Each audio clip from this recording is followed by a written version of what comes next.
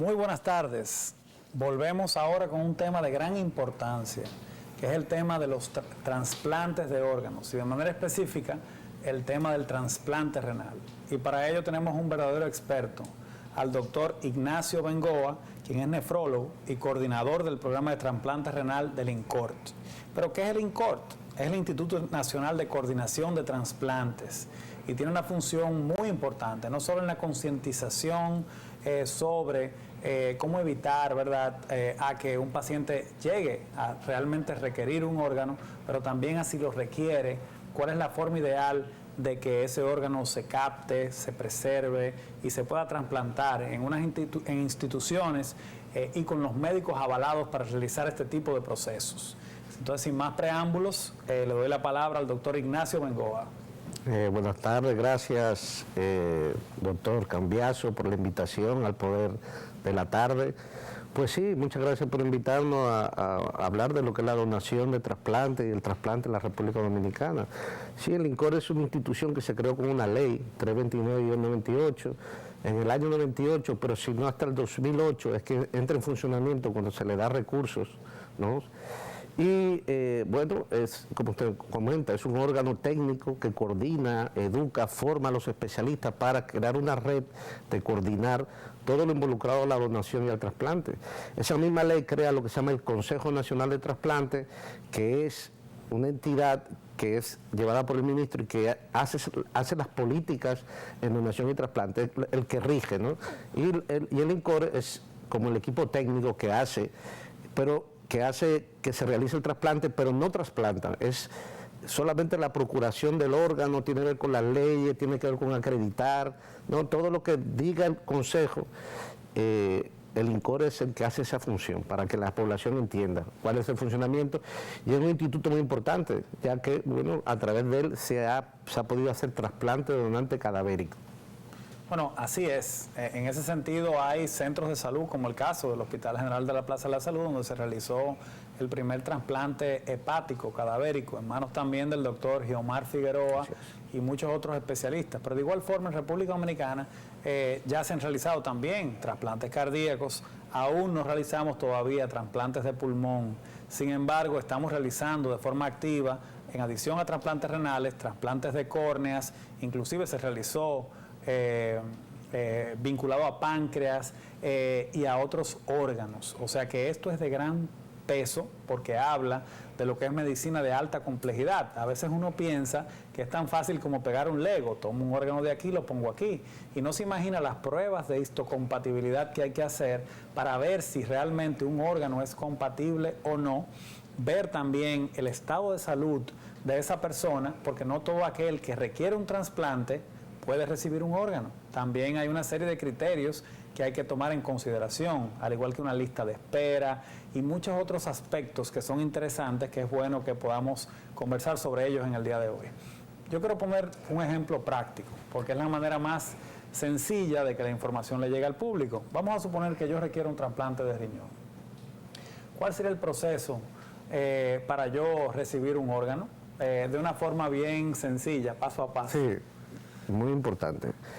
Generalmente los pacientes que nos llegan a la consulta, ¿no?, son pacientes que tienen que estar en un estadio de insuficiencia renal crónica terminal, estadio 4, ¿no?, que es una depuración, que es un cálculo que hacemos que tiene que ser estadio 4 o estadio 5, que es cuando el riñón pierde todas sus funciones y necesitan una terapia de sustitución si no van a fallecer, que es hemodiálisis, diálisis peritoneal, o un paciente que está a punto de llegar a esa técnica.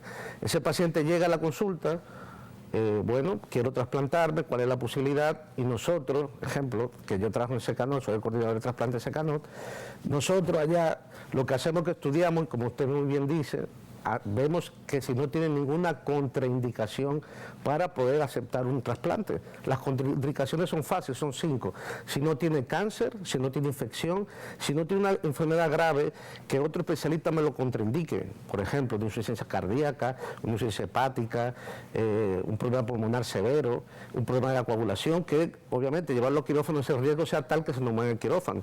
Otro muy importante, que sea un paciente cumplidor, es muy importante el paciente adherido al tratamiento. Y por último, que no tenga complicaciones psiquiátricas graves porque no se va a medicar. Entonces, nosotros Viene el paciente a la consulta y hemos hecho un protocolo nacional que está en el Ministerio de Salud Pública hace 4 o 5 años.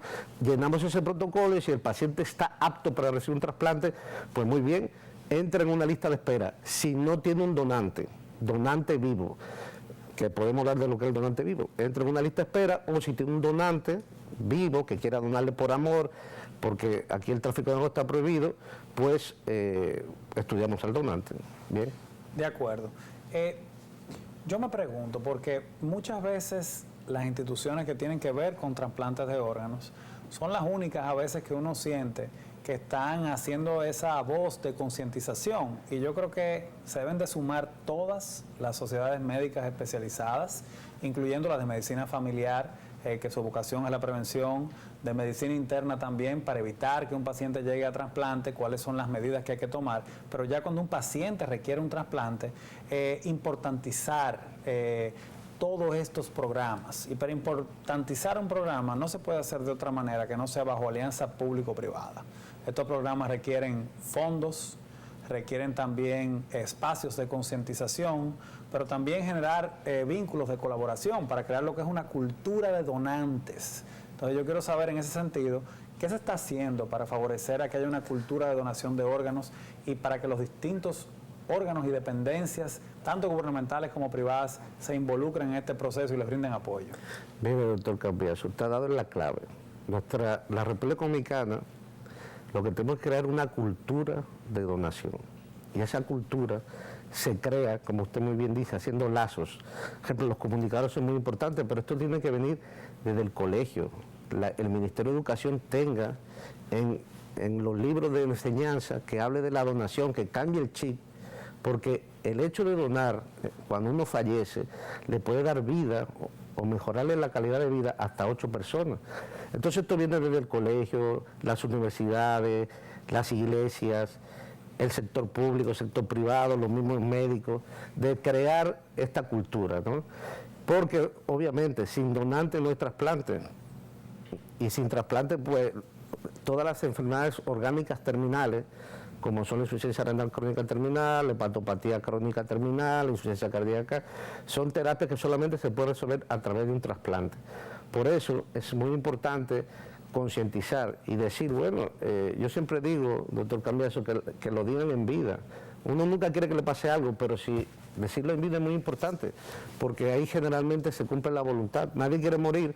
Por ejemplo, la doctora que estaba antes, los intensivistas, en la parte de neurocríticos son esenciales porque los donantes ideales, los mejores donantes son los de traumatismo craneoencefálico severo, que uno como médico lucha por su vida y terminan muriendo, y esos son unos donantes excelentes. O sea que, como usted dice, es una red, es una cultura, tenemos que trabajar todo en equipo para poder dar calidad de vida y salvar vidas.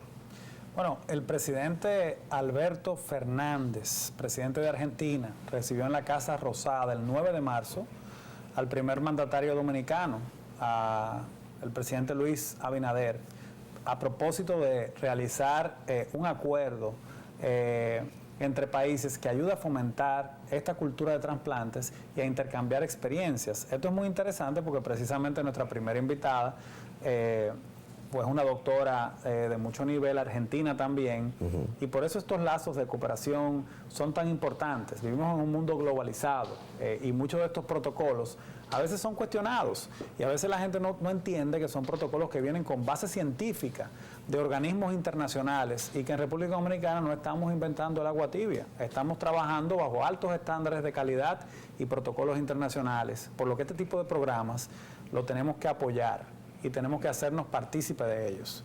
En ese sentido, doctor, si usted me pudiera mencionar cuáles son los 2 más grandes avances en estos programas de trasplante y cuáles son los 2 principales obstáculos que hay hoy día que usted quisiera que en equipo pudiéramos trabajar.